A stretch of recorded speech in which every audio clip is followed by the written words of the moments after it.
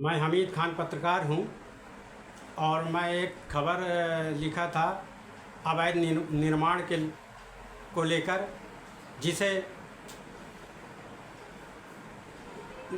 को लेकर इंद्रकांत शुक्ला ने आज मुझे पन्ना नाका प्रेस कार्यालय के पास गाड़ी चढ़ाकर जान से 4 व्हीलर से आया और गाड़ी चढ़ाने का प्रयास किया, लेकिन मैं किसी तरह किनारे होकर बच गया और गाड़ी से उतर के मुझे माँ बहन की गाली दी और कहा अगर दोबारा खबर ऐसी लिखी तो हाथ काट लूँगा और जान से मारने की धमकी दी। उसके साथ 2 लोग और रहे जो पकड़ कर मुझे पीछे से मेरा मोबाइल छुड़ा लिया और इसके बाद कुछ लोग वहाँ आए और समझाई बुझाई देकर और मेरा मोबाइल दिलाया। इसके बाद मैं अपने मोटरसाइकिल से सिविल लाइन थाना गया, इस मामले की लिखित रिपोर्ट दी है और पुलिस से कार्रवाई करने की मांग की है।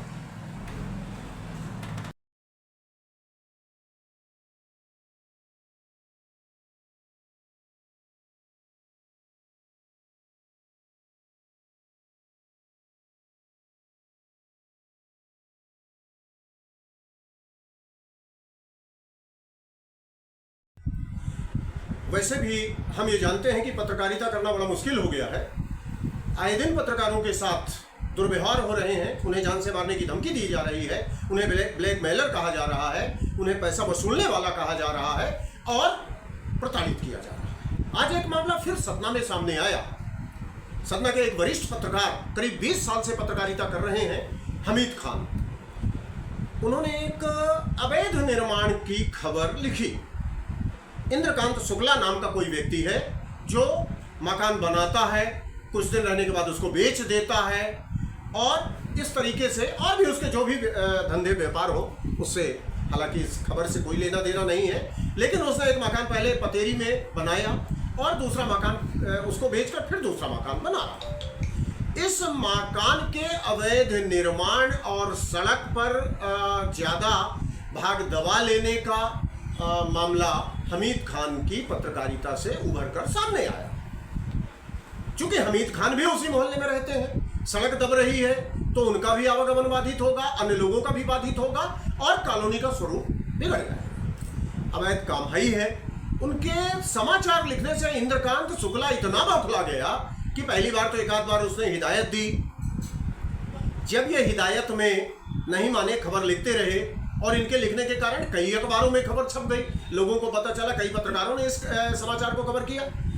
तो आज दोपहर 12 बजे हमीद खान अपने कार्यालय पन्ना नाका स्थित इनका जो प्रेस का कार्यालय है वहाँ आ रहे थे।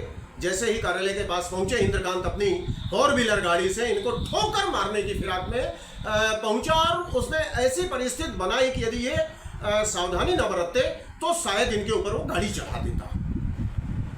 इसके बाद गाड़ी से ये उतरे, इन्होंने भी उस पर आपत्ति की, नाराजगी जाहिर की।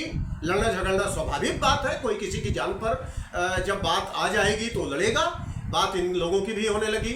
उसने इन्हें गाली गलौच और जान से मारने की धमकी दी। दुनिया भर के बवंडर हुए। जब ये वीडियो बनाने लगे तो इनका मोबाइल, उसके साथ के 1-2 लोग जो और थे उन लोगों ने छुड़ा लिया। जब हमीद खान से इस बात की जानकारी चाही तो उन्होंने कहा मैं उनको नाम से नहीं जानता, लेकिन वो लोग यदि सामने आ जाएंगे तो मैं इंद्रकांत के उन साथियों को पहचान दूंगा। इसके बाद भी इंद्रकांत बड़बड़ाता रहा। जब इंद्रकांत ने देखा कि मैं गलत परिस्थिति में फंस गया तो बोलने लगा तुम पैसा मांगते हो, पैसा लेते हो, पैसा करते हो। सवाल ये है कि यदि कोई व्यक्ति पैसा मांगता है तो क्या तुम गाड़ी चढ़ा दोगे? और तुम्हारे पास प्रमाण इस बात का क्या है कि इस आदमी ने पैसा मांगा है? तुमने ऐसा कौन सा कृत्य किया है, कौन सा अपराध किया है जिसको छुपाने के लिए तुम पैसा मांगने की बात कर रहे हो? हमीद खान की हड़बड़ाहट इतनी थी कि वो आदमी 1 घंटे 2 घंटे बाद भी अभी ये नहीं बता पा रहा कि कैसे हड़बड़ा जाता है। वो गाड़ी चढ़ा रहा है, गाड़ी चढ़ा दिया, गाड़ी चढ़ा दिया।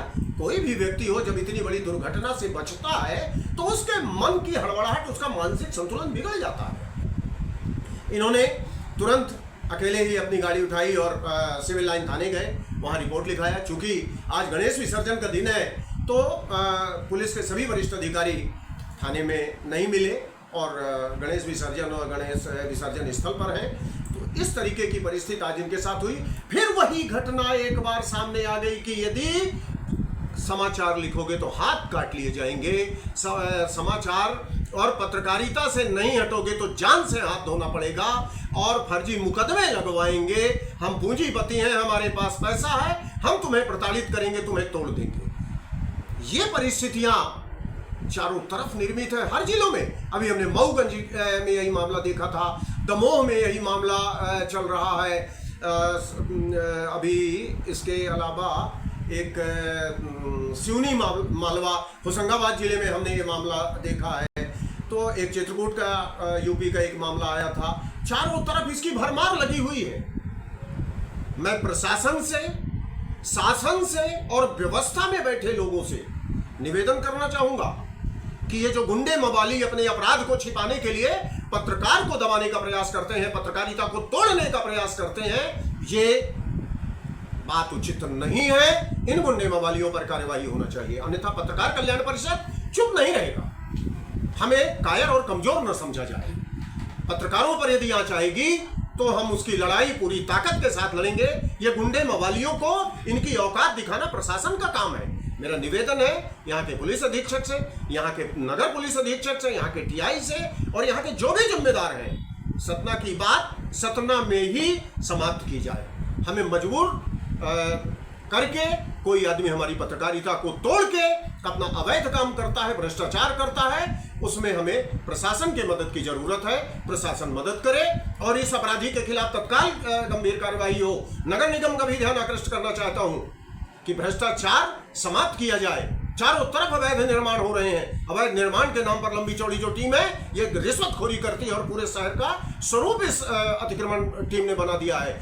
पतेरी में इस जो ये शुक्ला है इसका जो मकान बन रहा है, मेरा निवेदन है महापौर जी से, कमिश्नर से कि इसकी नाप कराई जाए, नक्शा की जांच कराई जाए और उसके अनुरूप यदि नक्शा काम बन रहा है, निर्माण हो रहा है तो हमें कोई दिक्कत नहीं है। लेकिन यदि गलत है उसको तत्काल तोड़ा जाए और रोका जाए। धन्यवाद। जय हिंद।